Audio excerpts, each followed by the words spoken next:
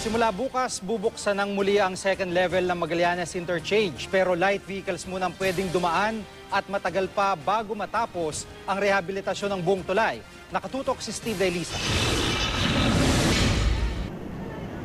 Reflectorized paint at road signages na lang ang tinatrabaho sa second level ng Magallanes Interchange bago tuluyang buksan bukas ng alas 5 ng madaling araw. Para mas tumibay pa habang nasa curing period ng konkreto, light vehicles lang muna ang makakadaan. Ang mga truck at bus na pa-SLEX sa service road pa rin muna dadaan hanggang Miyerkules. Unang bahagi pa lang ito ng kumpletong rehabilitasyon ng tulay na inaasahang tatagal ng mahigit 200 araw. Wala na tayong complete closure.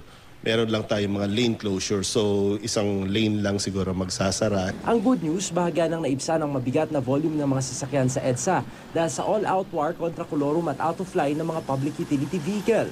Sa tala ng MMDA, aabot na sa mahigit 100 bus at AUV ang nahulit na ka-impound ngayon sa Tumanas sa Marikina.